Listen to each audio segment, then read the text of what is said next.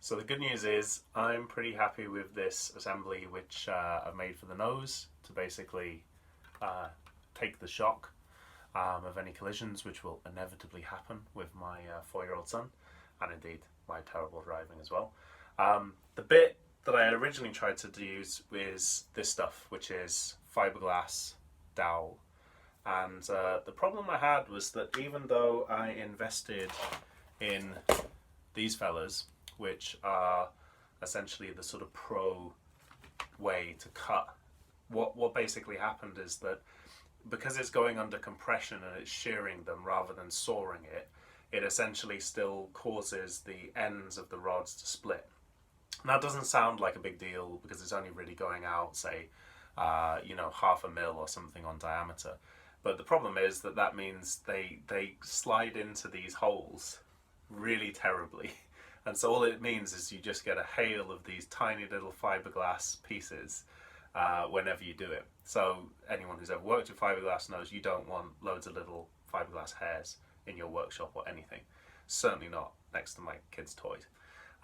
So even though I think they've got some real merit in rigidity, and it's not impossible I might use them there, I thought. But then I also happen to have some leftover, you can see this is hollow ABS tubing, and so I put the profiles in here. But basically this just feels really inaccurate, and if I was going to open source this, it feels like I'm putting a lot of pressure on people to be able to do this with blow torches and bending things.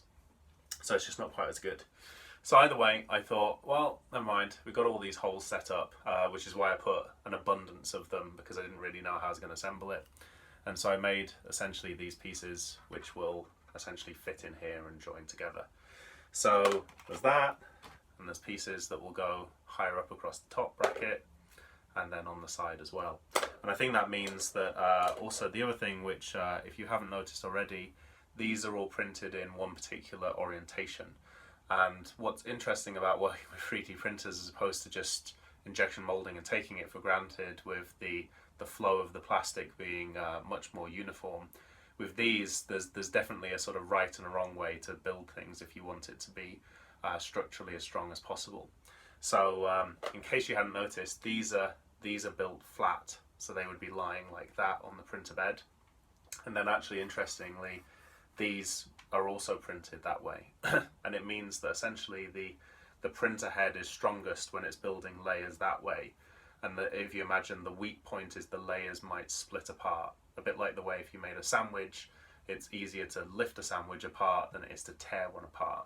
So with that in mind, that's influenced a lot of the design considerations in making this, and why it has a little bit of a funky shape, as it's kind of designed for 3D printer as opposed to designed for injection molding tool.